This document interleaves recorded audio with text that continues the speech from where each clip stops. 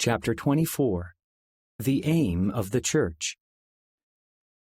President Heber J. Grant and his counselors moved quickly to implement Harold B. Lee's relief program. On April 6, 1936, they announced the plan at a special meeting for stake presidencies and ward bishoprics. Several days later, President Grant appointed Harold to serve as managing director of the program, instructing him to work with Apostle Melvin J. Ballard and a central supervisory committee. The church's primary goal for the next few months was to ensure that by October 1st, every needy family in the stakes had enough food, clothing, and fuel to last the winter. President Grant also wanted to put unemployed saints back to work to boost morale, restore lost dignity, and achieve financial stability. To accomplish these goals, he and his counselors asked the saints to pay a full tithe and increase their fast offerings. They also instructed local relief society and priesthood leaders to assess needs and create work projects to provide aid for people in their wards. And as much as possible, the church itself would provide work opportunities, such as improving and repairing church properties. No pains must be spared to wipe out all feeling of diffidence, embarrassment, or shame on the part of those receiving relief, the first presidency declared. The ward must be one great family of equals. During the first week of May, President Grant traveled to California to create a new stake and speak to the saints about the new relief program. Since the organization of the Los Angeles stake in 1923, thousands of saints had moved to California seeking warmer weather and better work. Moreover, the state had several fine universities, and many Latter-day Saints had thrived at these institutions. In 1927, church leaders organized a stake in San Francisco, followed by one in nearby Oakland a few years later. Now the church had more than 60,000 members in 9 stakes throughout the state. President Grant spent his first evening in Los Angeles speaking with the president of the new stake and meeting with local saints about the relief program. When he awoke the next morning, however, he had temples, not the relief plan, on his mind. He and church leaders had long contemplated building more temples outside of Utah, in areas with large numbers of saints. They had recently decided to build a temple in Idaho Falls, a small city in southeastern Idaho. Now he felt impressed that the church needed to build a temple in Los Angeles. The depression was becoming less severe, and the church had the financial means to build 2 temples while also carrying out the relief program. It was free of debt and was operating on sound financial practices. The church's significant investment in sugar, begun in the early 1900s, was also paying dividends. President Grant did not think the new temples needed to be as elaborate and costly as the Salt Lake Temple. Rather, he envisioned modest-sized temples that met the needs of the local saints. For the time being, though, establishing the new relief plan would be the church's top priority. Already, objections to the program were surfacing. Some saints chafed at the heavy new workload it demanded of wards and stakes. Wasn't the faithful payment of tithing and fast offerings enough to care for needy church members? They also worried that the payment of tithing in kind, by contributing goods to local storehouses, created additional costs in handling and storage. Others felt that, as tax-paying citizens, they were entitled to government relief if they qualified for it, even if they did not necessarily need it. President Grant knew the program would have its critics, but he urged Harold to proceed with the work. Much depended on the next 6 months. If the relief plan was to succeed, the saints would have to work together. Meanwhile, in Mexico, 51-year-old Isaías Juárez was fighting to keep the church from fracturing in his country. As a district president, he had been leading the saints in central Mexico since 1926, when religious and political unrest led the Mexican government to expel all foreign-born clergy, including American Latter-day Saint missionaries from the country. Taking counsel from Ray L. Pratt, the exiled mission president and a general authority of the church, Isaias and other Mexican saints had quickly filled vacant church leadership roles, keeping the local branches from collapsing. Now, 10 years later, the church in Mexico faced new problems. After Elder Pratt's unexpected death in 1931, the First Presidency called Antoine Ivans of the First Council of the 70 to take his place as mission president.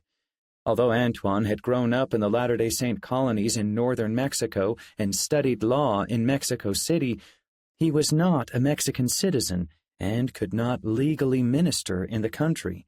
As a result, he worked mainly with Mexican Americans living in the southwestern United States. The saints in central Mexico were troubled by the mission president's absence, especially when local concerns required immediate attention.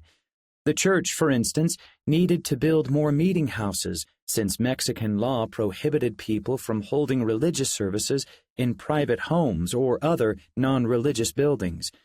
Yet the local church leaders did not have the authority or resources to resolve this problem themselves. Feeling abandoned, Isaias and his counselors, Abel Páez and Barnabé Parra, held meetings with other concerned saints in 1932 to discuss what to do. At these meetings, which came to be called the First and Second Conventions, the saints resolved that it would be best if a Mexican citizen served as their mission president. During the Mexican Revolution, many of them had sided with leaders who fought against foreign powers for the rights of indigenous Mexicans, and they were frustrated with foreign political leaders who governed from a distance and seemed to ignore their needs. The conventionists drafted letters lobbying for this change and mailed them to church headquarters. The First Presidency responded by sending Antoine Ivans and Melvin J. Ballard to Mexico City to speak with Isaias and the other petitioners. The two visitors assured them that the First Presidency would find an inspired solution to their leadership dilemma, but Antoine also chastened them for directly petitioning the First Presidency without first consulting him. When Antoine's term as mission president ended, the First Presidency called Harold Pratt, Ray Pratt's younger brother, to replace him. Born in the Mexican colonies, Harold could serve freely in the country, and he soon moved the mission headquarters to Mexico City. Still, some church members bristled under his close supervision. Other saints were deeply disappointed that he was not culturally and ethnically Mexican. They wanted a mission president who could understand the everyday lives and needs of the people he served. In early 1936, the First Presidency decided to split the Mexican mission at the national border, removing a portion of the southwestern United States from mission boundaries. This news gave some saints hope that an ethnic Mexican would serve as the new mission president. But when Harold Pratt retained his position, a group of disappointed saints decided to hold a third convention. At the head of the effort were Abel Páez and his uncle Margarito Bautista. Margarito took immense pride in his Mexican heritage and in the belief that he was a descendant of Book of Mormon peoples. He thought the Mexican saints could govern themselves, and he resented the interference of leaders from the United States. Isaias sympathized with Abel and Margarito, but he urged them not to hold the convention. Church organization, he reminded Abel, is not based on petitions of the majority. When plans for the third convention went forward anyway, Isaias sent a letter throughout the mission, discouraging church members from attending. "The cause is noble," he wrote, "but the form of proceeding is out of order because it violates the principle of authority." On April 26, 1936, 120 saints assembled in Tecalco, Mexico, for the third convention. At the meeting, they voted unanimously to sustain the First Presidency. Believing that church leaders in Salt Lake City had misunderstood their previous letter, they decided they needed to submit a new petition, clearly calling for a mission president of their own raza y sangre, race and blood. The conventionists then voted unanimously to present Abel Paez as their choice for an experienced indigenous president of the Mexican mission. After the meeting, Isaías worked with Harold Pratt to reconcile with Abel and the conventionists, but their efforts failed. In June, conventionists drafted an 18-page petition to the first presidency. "We very respectfully ask that you grant us 2 things," they wrote. "First, that our church grant us a mission president who is Mexican, and second, that our church accept and authorize the candidate we choose." Isaías could do nothing more to keep the conventionists from submitting the petition. At the end of the month, they sent it with 251 signatures to Salt Lake City. On October 2, 1936, President Heber J. Grant opened General Conference with a progress report on the relief plan, now known as the Church Security Program. By the first of the month, he reminded the saints, the Church had wanted every needy, faithful saint in its stakes to have ample food, fuel, and clothing for the coming winter. Although only 3/4 of the stakes had met the goal, he was pleased with the promptness and efficiency the saints had shown over the last 6 months. "More than 15,000 persons have performed labor on various stake and ward projects," he reported. "Hundreds of thousands of work hours have been furnished by the people to this necessary and praiseworthy purpose." They had harvested grain and other crops, collected clothing, and made quilts and bedding in abundance. Employment committees had helped as many as 700 people find jobs. "The aim of the church is to help the people to help themselves," President Grant told the assembled saints. "We must not contemplate ceasing our extraordinary efforts until want and suffering shall disappear from amongst us." 2 months after the conference, a film crew came to Salt Lake City to make a short documentary about the security program for the March of Time, a popular news series shown in movie theaters across the United States. The filmmakers shot footage of Salt Lake City landmarks and everyday Latter-day Saints working the land and operating church storehouses and workshops. With the cooperation of President Grant and other church leaders, the crew also filmed discussions and meetings about the security plan. Now that the saints were better prepared to weather the cold season, the prophet's attention again turned to temples. That winter, the church was given land for a temple along the Snake River in Idaho Falls, Idaho, where a strong community of devout saints lived. President Grant then returned to Los Angeles to visit the stakes there and follow his prompting to build a temple in the city. In California, he found church members working hard to implement the security program. As an urban center, Los Angeles posed challenges to the plan, which depended on farming and other rural activities to provide work for unemployed saints. So the California stakes had adapted the program to their region. They canned fruit from the state's abundant orchards, and as the church continued to grow in the area, saints who needed assistance labored as construction workers on new meeting houses. Still, the saints in California struggled to meet the goal of increasing their fast offerings. Speaking to the members of the Pasadena stake, northeast of Los Angeles, President Grant emphasized the importance of this sacrifice. "No want would exist among our church members," he promised the congregation, "if once each month all Latter-day Saints would abstain from 2 meals and give the sum saved thereby into the hands of the bishop for distribution to the needy." When he was not meeting with the saints, President Grant visited prospective temple sites. He found many suitable places, but each time he showed interest in buying, the owners would ask for significantly more money than he thought the land was worth. The best site he found was a beautiful 24-acre lot located along the main thoroughfare between Los Angeles and Hollywood. He made an offer on the property, but he received no response from the owner before he had to return to Salt Lake City. The next day, he received a telegram from a bishop in Los Angeles. The owner of the lot had accepted the church's offer. The prophet was overjoyed. "We have the best site in the entire country," he told J. Reuben Clark. The news came just as The March of Time debuted in movie theaters, bringing positive nationwide attention to the Saints' efforts to help the poor. A few weeks before the film's premiere, a theater in Salt Lake City had hosted a private screening for church and city leaders. President Grant was still in California at the time, so he missed the event.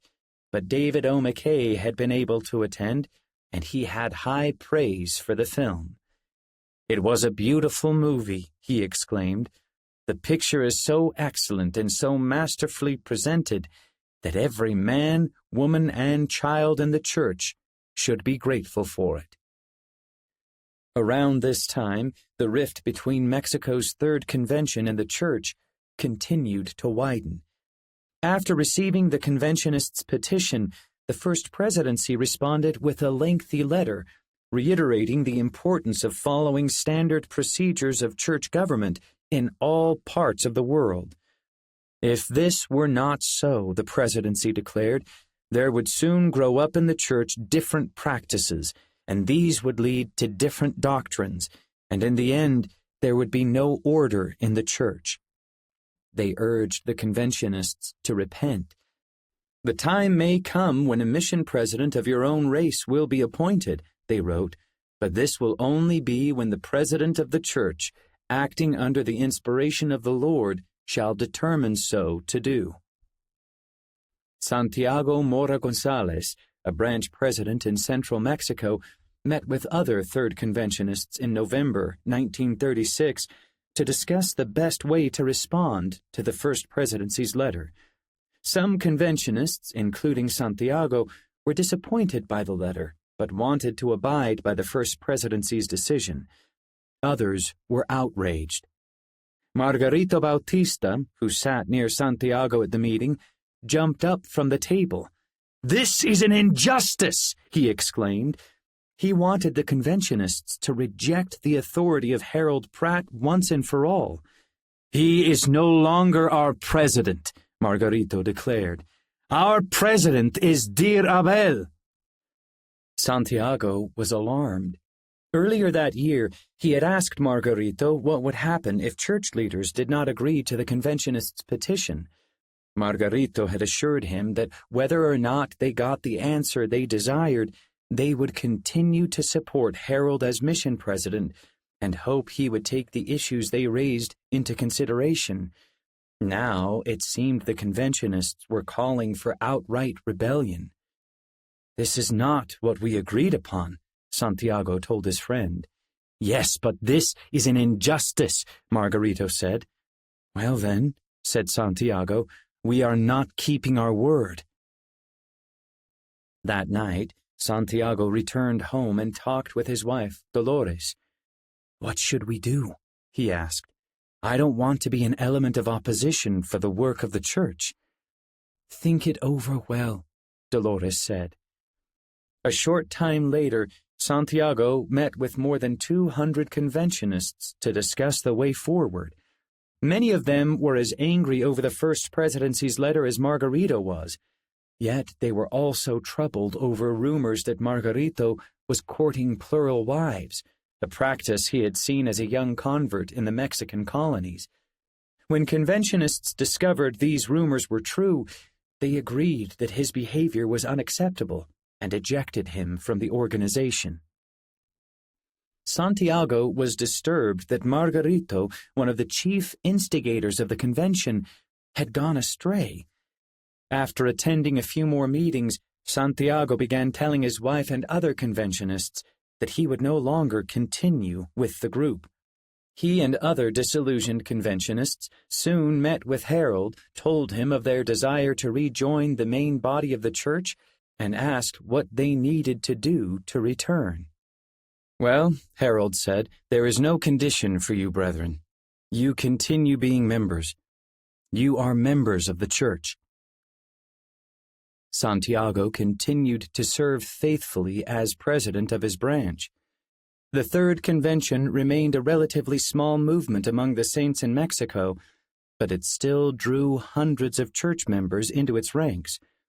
After more efforts at reconciliation failed, convention leaders sent another letter to the First Presidency, declaring their intentions to fully reject the mission president's leadership. Church leaders in Mexico responded a short time later, excommunicating Abel Páez, Margarito Bautista, and other convention leaders in May 1937 for rebellion, insubordination, and apostasy. That spring, in the eastern United States, 18-year-old Paul Bang was busily serving in the Cincinnati branch. In addition to being a priest in the Aaronic priesthood, he was branch clerk, a secretary in the MIA, and a local missionary. Every Sunday, he and other local missionaries would go door to door in the city, sharing the gospel. One of his companions, Gus Mason, was old enough to be his father and tried to keep a close eye on him. On their first day working together, Paul had knocked on a door by himself and was invited in to give a gospel message. Gus, meanwhile, was frantically walking up and down the streets searching for him. After that, they knocked on doors together. Paul liked talking to people about the church. Unlike young men in Utah, he was surrounded by people who did not share his beliefs. He enjoyed studying the restored gospel and taking notes on what he learned. In his spare time, he read the scriptures and other church books, including Nephi Anderson's A Young Folk's History of the Church and James E. Talmage's Jesus the Christ and Articles of Faith. He usually studied these books while tending the store on Sunday afternoons, when few people stopped in to make purchases. Paul and his girlfriend, Connie Taylor, were practically inseparable at church meetings and MIA activities. Alvin Gilliam, who had replaced Charles Anderson as branch president in early 1936, encouraged Paul and Connie's relationship. Over the last 10 years, the branch had more than doubled in size, thanks in part to young saints getting married, staying in the branch, and raising families. The Depression had also uprooted many people, physically and spiritually, resulting in some growth from local converts or saints moving to Cincinnati from economically strapped places like Utah or the American South. Others had come from even farther, including a family of German saints from Buenos Aires, Argentina. Recently, Paul's sister Judy had married Stanley Fish, a young man from Arizona who had returned to Cincinnati after serving his mission there. On June 6, 1937, Paul, Connie, and other members of the branch traveled more than 100 miles to hear President David O. McKay at a mission conference in a neighboring state. Paul and Connie paid close attention as President McKay spoke to the congregation about the sacredness of courtship and marriage. That night, before Paul dropped Connie off at her family's apartment, she told him for the first time that she loved him. A short time later, President Gilliam spoke to Paul about going on a full-time mission. Not every worthy young man was expected to serve such a mission at that time, and if Paul went, he would be the first full-time missionary to serve from the Cincinnati branch. Paul was not sure if he should go. The church certainly needed his help, given the shortage of missionaries during the Depression, but he also had his family and the store to think about. His older brothers had already moved away from home, and he knew his parents depended on him. Ultimately, Paul decided not to serve a full-time mission. He continued as a branch missionary, and on August 1st, 2 days after preaching at a street meeting, he baptized 6 people in a swimming pool. In the fall, President Gilliam and Northern States Mission President Bryant Hinckley called Connie to be a branch missionary as well. Before long, Paul and Connie were heading into the streets together, passing out church literature and preaching to anyone who would listen. For Connie's 19th birthday in May 1938, Paul surprised her with a Bible and a copy of Jesus the Christ, 2 books she could use in her new calling. For a while, he also joked about getting her an engagement ring, but they still had a year of high school to go, and neither of them was quite ready for marriage.